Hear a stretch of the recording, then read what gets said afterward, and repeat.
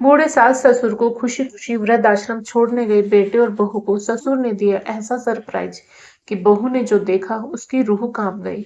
आखिर ऐसा क्या देखा उसने? अपने बेटे और बहू के रोज रोज के झगड़ों से परेशान होकर रमेश बाबू अपने कमरे में जाकर अपना बैग निकालने लगे। उसने अपने कुछ जोड़ी कपड़े रखे और उदास मन से अपनी पत्नी से कहा, अपना बैग तैयार कर लो, अब हम यहाँ नहीं रहेंगे।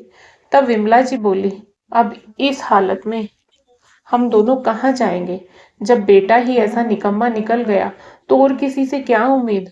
लोग क्या कहेंगे? समाज में हमारी वजह से बेटे बहू को ताने सुनने पड़ेंगे।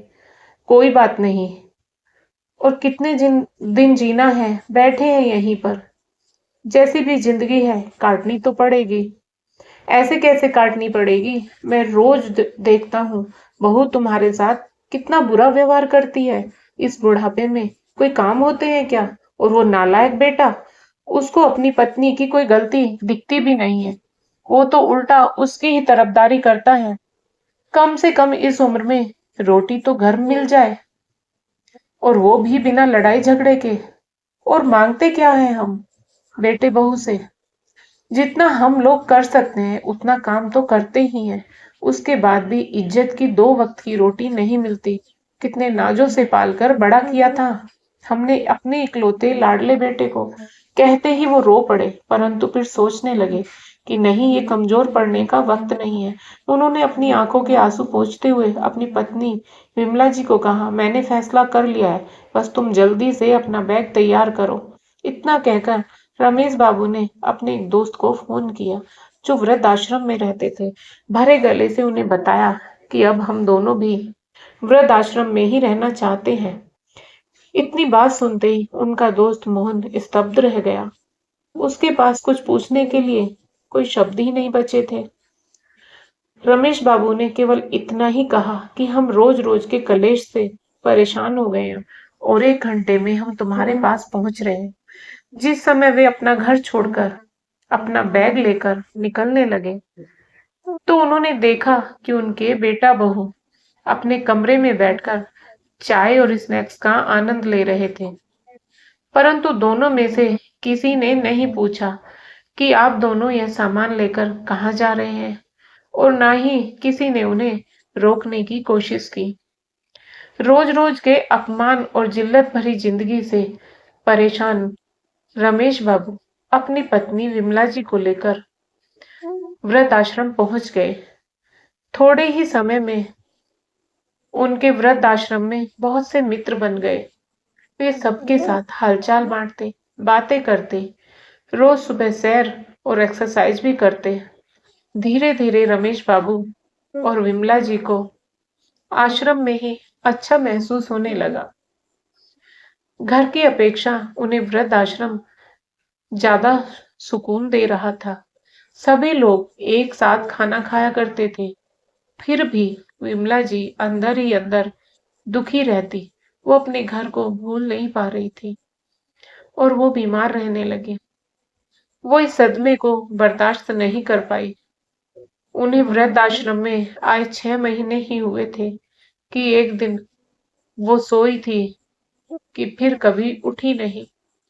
रमेश बाबू बहुत दुखी हुए। उन्होंने अपने बेटे को बताना जरूरी नहीं समझा। जिस बेटे और बहू को सिर्फ उनकी प्रॉपर्टी से मतलब हो और जिन्होंने जिंदा माँ बाप को सुकून की 1 वक्त की रोटी नहीं खिलाई, उनको अपनी माँ की मौत का क्या बताना। रमेश बाबू को उनके दोस्तों ने इस दुख के समय में संभाला और धीरे धीरे वो सहज होने लगे थे। घर में रोज के कलेश से रमेश बाबू का हृदय छलनी हो गया था। परंतु उस समय बेटे ने भी हमारा साथ नहीं दिया, जिसके लिए मैंने कभी अपना पसीना पानी की तरह बहाया था। एक दिन रमेश बाबू वृद्धाश्रम के प्रांगण में टहल रहे थे। तभी वृद्धाश्रम के बाहर एक कार आकर रुकी। वृद्धाश्रम के सभी लोग उस कार की ओर देखने लगे और सोचने लगे कि आज फिर कोई अभागा बुजुर्ग इस वृद्धाश्रम में आया है, जिसने न जाने कितने जतन से अपने बच्चों को पाल पोस कर पढ़ा लिखा कर बड़ा किया होगा। आज फिर ऐसा ही कोई आंखों में आंसू लिए इस प्रांगण में प्रवेश करेगा। कार से एक नौजवान लड़का उतरा और उसके बाद एक औरत जो शायद उसकी माँ थी, उसका हाथ पकड़कर बाहर निकालने लगा। उस औरत की उम्र लगभग 65 वर्ष के करीब रही होगी। सर पर पल्लू होने के कारण उसका चेहरा सही ढंग से नजर नहीं आ रहा। थोड़ी थोड़ी ही देर में कार से करीब 30-35 वर्ष की एक अन्य महिला उतरी, जिसके हाथ में एक बैग था। उस महिला ने वो बैग उस बुजुर्ग औरत के हाथ में थमाया और उसके बाद उनसे कुछ बात कहने लगी। वो बुजुर्ग औरत चुपचाप उस महिला की बात सुन रही थी। फिर वापस वे दोनों कार में बैठकर चले गए और बुजुर्ग महिला वृद्ध आश्रम के बाहर कुछ देर तक वैसे ही खड़ी रही और फिर भारी मन से अपने आंसू पोंछते हुए वृद्ध आश्रम में आ गई। रमेश बाबू की ओर देखते ही अपने सर के पल्लू से अपने चेहरे को छुपाने लगी और फिर बिना कुछ कहे महिला विभाग की तरफ चली गई। रमेश बाबू के साथ खड़े एक बुजुर्ग ने कहा, आज फिर से एक माँ की ममता तार तार हो गई। फिर से एक माँ के सपनों को चकनाचूर कर दिया गया। रमेश बाबू बार बार इस महिला के चेहरे की ओर देखते जा रहे थे। उन्हें लगा कि जैसे वो उस महिला को जानते हैं, लेकिन वह पूरी तरह समझ नहीं पाए कि वो महिला कौन है। अक्सर रमेश बाबू देखते कि वो महिला अपने पल्लू से अपना आधे से ज्यादा चेहरा छुपा कर रखती थी, लेकिन एक दिन जब वो महिला बागवानी के काम में लगी हुई थी, तो रमेश बाबू इस समय टहलने के लिए निकले। बागवानी करते करते उस महिला के सर से पल्लू उतर गया। रमेश बाबू उस महिला का चेहरा देखते ही उनके पैरों तले से जमीन खिसक गई। न जाने कितने सवालों ने उनके दिमाग को घेर लिया। इस समय उनका एक मित्र भी उनके पास आया और बोला, खाना खाने का समय हो गया है। तुम कहाँ घूम रहे हो और इतने गुमसुम क्यों हो? सभी लोग नाश्ते की मेज पर मौजूद थे, लेकिन तुम नहीं थे, इसलिए मैं तुम्हें बुलाने आ गया। क्या बात है? कोई परेशानी है क्या? अरे नहीं, कुछ भी तो नहीं। थोड़ा टहलने के लिए बाहर निकला था। बस मैं आ ही रहा था। खाने के कमरे में बैठने के बाद रमेश बाबू की नजरें बार बार सुनीता देवी को ही ढूंढ रही थी। वे उनसे पूछना चाहते थे कि आखिर ऐसा क्या हुआ कि उन्हें यहाँ आने की नौबत आ गई। उनका तो भरा पूरा परिवार था और हमेशा कहती थी वह कि अपने बेटे बहू के साथ बहुत खुश है। फिर आज ऐसा क्या हो गया? रमेश बाबू उधर ही किसी व्यक्ति से पूछते हैं कि 2 दिन पहले जो महिला वृद्ध आश्रम में आई थी, वो आज खाना खाने नहीं आई और उन्होंने बताया कि वह माताजी आज बहुत दुखी हैं, इसलिए उन्होंने खाना खाने से मना कर दिया है। परेशान भी क्यों ना हो, आखिर जो उनके बेटे बहू ने उनके साथ किया है, ऐसा तो कोई दुश्मन के साथ भी ना करे। बार बार अपने घर को याद कर रही हैं, सुबह से अपने कमरे में बैठकर रोए जा रही हैं। इसलिए उनका ध्यान भटकाने के लिए उन्हें बागबानी करने का काम दिया गया है। यह सब सुनकर रमेश बाबू का मन परेशान हो गया। वे जानना चाहते थे कि आखिर सुनीता जी के साथ हुआ क्या है। इसलिए थोड़ी देर बाद महिला विभाग में सुनीता जी के पास गए और रमेश बाबू को अपने सामने खड़ा देखकर सुनीता जी थोड़ा परेशान हो गई। तभी रमेश बाबू ने कहा, मैं जानता हूँ कि आपने मुझे पहचान लिया है, लेकिन क्या मैं जान सकता हूँ कि आप इस हालत में कैसे पहुंची? सुनीता जी ने कुछ नहीं कहा, परंतु उनकी आंखें आंसुओं से भर गई थी। यह देखकर रमेश बाबू और भी अधिक परेशान हो गए। उनका दिल किया कि जोर जोर से चिल्लाकर इस दुनिया से पूछूं कि क्यों बुढ़ापे में बूढ़े माँ बाप को अब पुराने सामान की तरह निकाल कर बाहर फेंक दिया जाता है। क्या बूढ़ों का कोई आत्मसम्मान नहीं?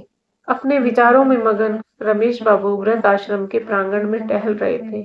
अचानक उनका पैर क्यारी के किनारे से टकराया और वह गिरते गिरते एक पेड़ को पकड़कर संभल गए। तभी पास से गुजर रहा वृद्ध आश्रम का कर्मचारी कहता है, अंकल जी, आप ठीक तो है ना? गहरी चोट तो नहीं लगी? अपना पैर दिखाइए। अगर लगी हो तो मैं अभी पट्टी कर देता हूँ। रमेश बाबू कहने लगे, अरे नहीं नहीं, कुछ ज्यादा चोट नहीं है, बचाव हो गया है।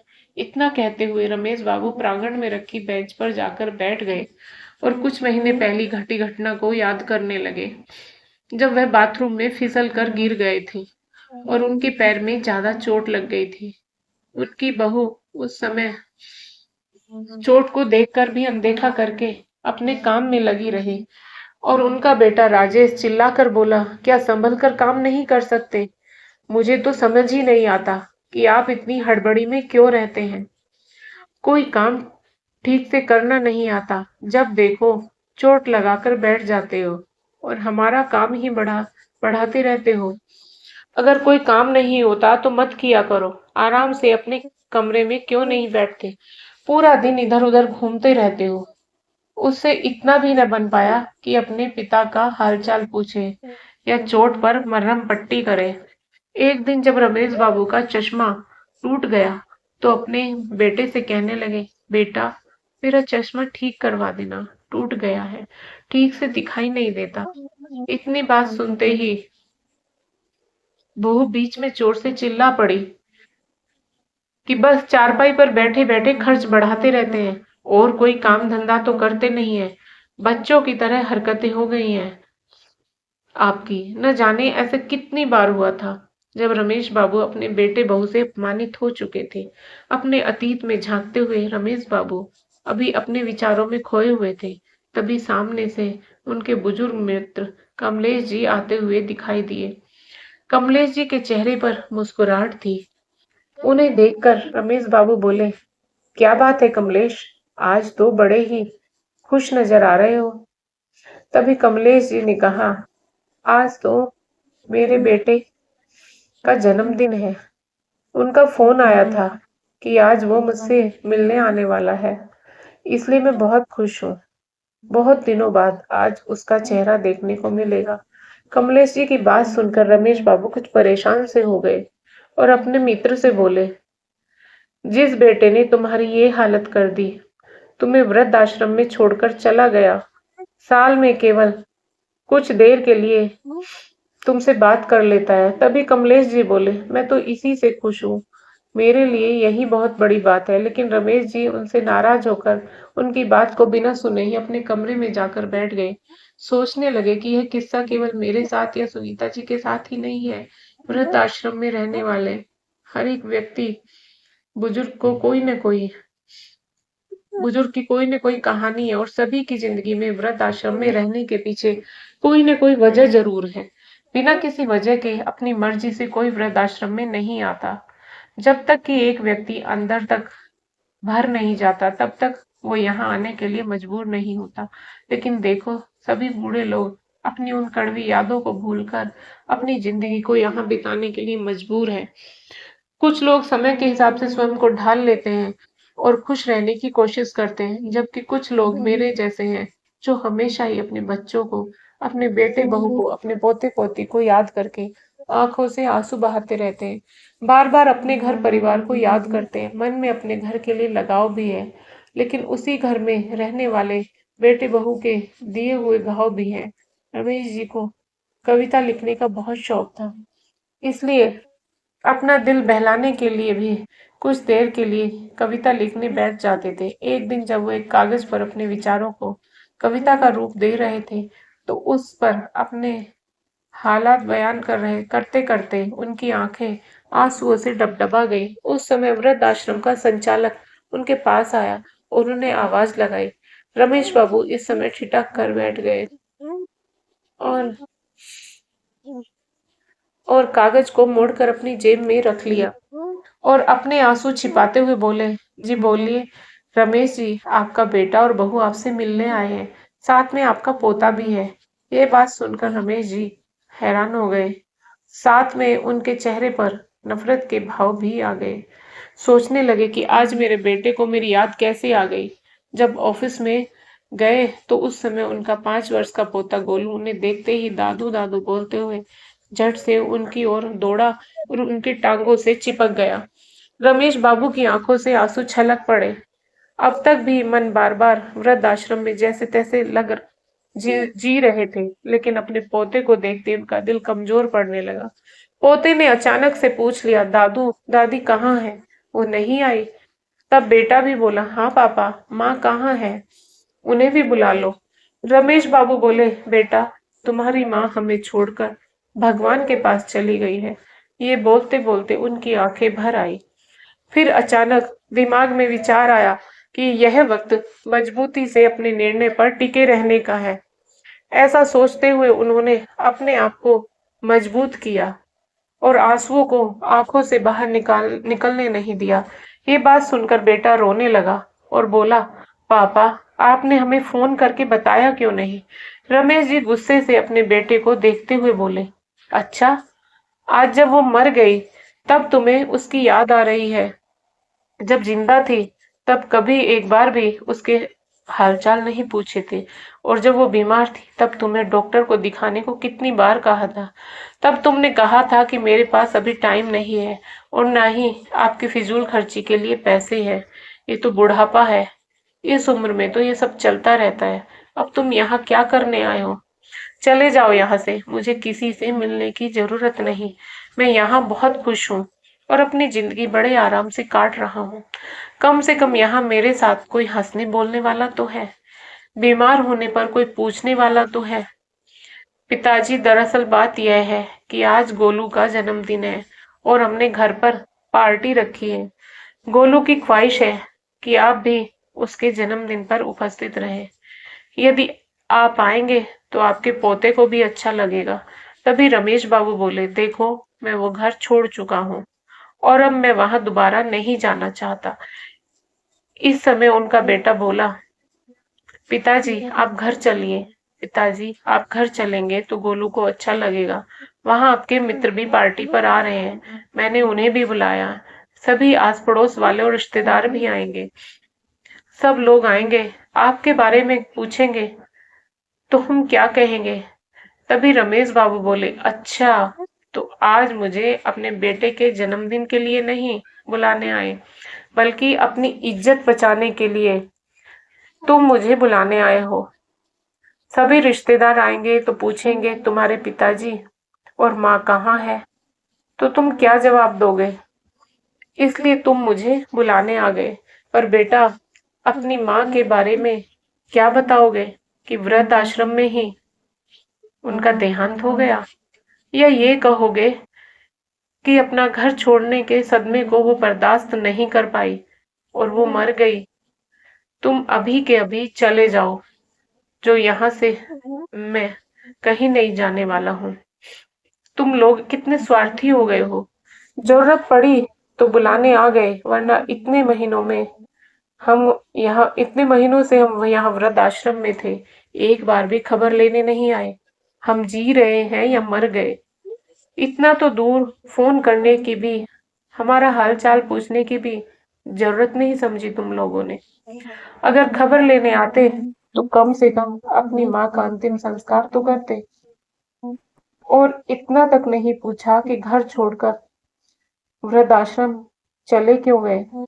आज जरूरत पड़ी तो हाथ जोड़कर मुझे लेने आ गए हो।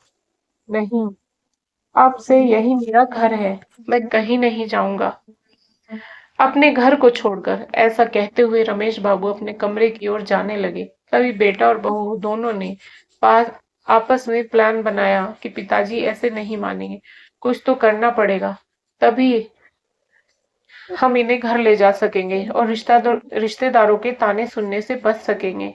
इसलिए दोनों रोनी सूरत लेकर रमेश बाबू के पास गए और गिड़गिड़ाते हुए कहने लगे, पिताजी माफ कर दो, आपके पोते का जन्मदिन है, क्या आपको अपने पोते की खुशियों में शामिल होने का भी मन नहीं कर रहा? इतनी बात सुनकर रमेश बाबू का दिल पिघलने लगा। तभी गोलू बोला, चलो ना दादू, बहुत मस्ती करेंगे। अपने पोते की बात सुनकर रमेश बाबू खुद को रोक नहीं पा रहे थे, परंतु दोनों बेटा और बहू की करतूत की वजह से वो घर नहीं जाना चाहते थे। लेकिन गोलू ने कहा तो वे घर जाने को तैयार हो गए। फिर बोले, मेरी एक शर्त है, मैं घर पर चलूंगा जैसे ही गोलू का जन्मदिन हो जाएगा, उसके बाद मुझे वृद्धाश्रम वापस लौटना है और तुम लोग मुझे वृद्धाश्रम तक छोड़ने आओगे। बेटा बहू इस बात के लिए तैयार हो जाते हैं। गोलू का जन्मदिन बहुत धूमधाम से मनाया जाता है। सभी रिश्तेदार और आस पड़ोस के लोग बहुत अच्छे से मिलते जुलते हैं। रमेश बाबू के पुराने मित्र भी आज उन्हें बहुत दिनों बाद मिले। सबने उनकी पत्नी के बारे में पूछा तो रमेश बाबू ने सबको बता दिया कि उनको कुछ समय पहले अचानक से अटैक आ गया था और वो अब हमारे बीच नहीं रहे। सब लोगों ने बड़ा अफसोस जताया, परंतु रमेश बाबू ने किसी से कुछ नहीं कहा और हंसते मुस्कुराते हुए पार्टी का आनंद उठाया। परंतु उनके मन में कुछ विचार चल रहे थे। वे सोच रहे थे कि कल अपने बेटा बहू को जो सरप्राइज में देने वाला हूँ, उसकी तो उन्होंने कभी कल्पना भी नहीं की होगी। जब पार्टी खत्म हुई तो बहुत रात हो चुकी थी। उस समय रमेश बाबू घर पर ही रुक गए। जब अपने कमरे में सोने गए तो अपनी पत्नी विमला की यादों में खो गए। आप भी ना, दो रोटियों से क्या पेट भरता है?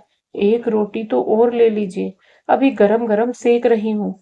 एक रोटी और मेरे कहने पर खा लीजिए। आप खाते हैं तो मेरे तन को लगता है। अरे नहीं विमला, मेरा पेट भर चुका है। और कितना खिलाओगे? अपनी पत्नी को याद करते करते रमेश बाबू सोचने लगे कि एक विमला थी जो मुझे एक गिलास पानी भी खुद से उठाने नहीं देती थी, और एक उसकी बहू है जिसने मुझे एक एक रोटी के लिए तरसा दिया था।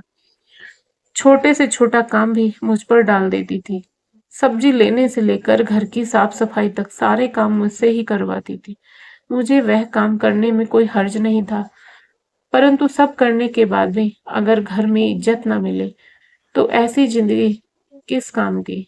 अपनी पत्नी की यादों में गुम पता नहीं कब उनकी आंख लग गई। सुबह जब सोकर उठे तो देखा बेटा और बहू दोनों तैयार खड़े थे। जैसे ही वो बाहर आए तो बहू माया बोली, पिताजी तैयार हो जाइए, आपको वापस वृद्धाश्रम में छोड़कर आते हैं।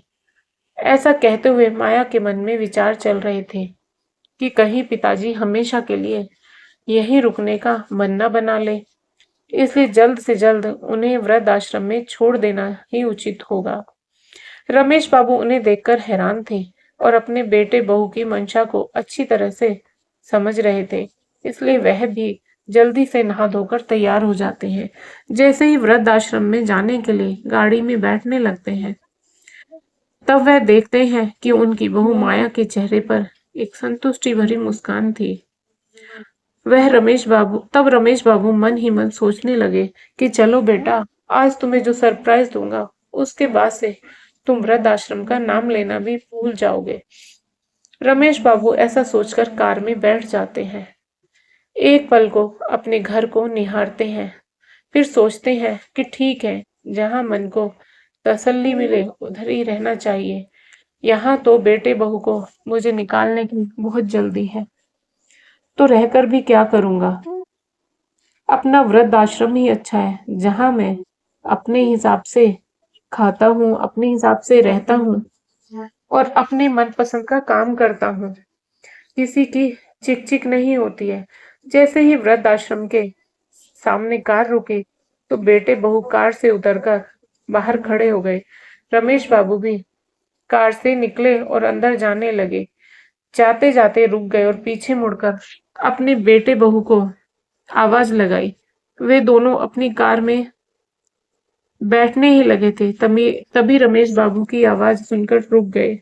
रमेश बाबू ने कहा, वापस मत जाओ, मुझे तुम्हें किसी से मिलवाना है।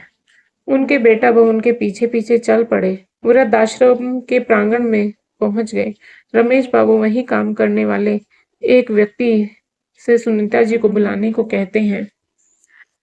सुनीता जी जैसे ही बाहर आई, वैसे ही रमेश बाबू का बेटा उन्हें देखकर दंग रह जाता है, और बहू माया को तो जैसे काटो तो खून नहीं। उसकी हैरानी का ठिकाना नहीं था। दौड़कर सुनीता जी के गले लग गई और फूट फूट कर रोने लगी और बोली, माँ आप यहाँ क्या कर रही हो? आप यहाँ कब आई और आपने मुझे बताया भी नहीं। परंतु उसकी बातों का सुनीता जी ने कोई जवाब नहीं दिया। फिर माया बोली, मुझे तो यही लगता था कि आप भाई भाभी के साथ बहुत अच्छे से रह रही हो। कल ही मेरी भाभी से बात हुई थी, उन्होंने भी नहीं बताया कि आप वृद्ध आश्रम में हो। मैं आपके बारे में भाभी से कितने दिनों से पूछ रही थी कि माँ से बात नहीं हो रही, माँ कहाँ है, एक बार तो मेरी बात करवा दो। तो भाभी ने कहा कि तुम तीर्थ यात्रा पर गई हो, इसलिए मेरी तुमसे बात नहीं हो पाएगी। और मैंने भी मान लिया था कि तुम तीर्थ यात्रा पर गई हो, लेकिन मुझे क्या पता था कि उस जालिम औरत ने तुम्हें व्रत आश्रम में छोड़ दिया है।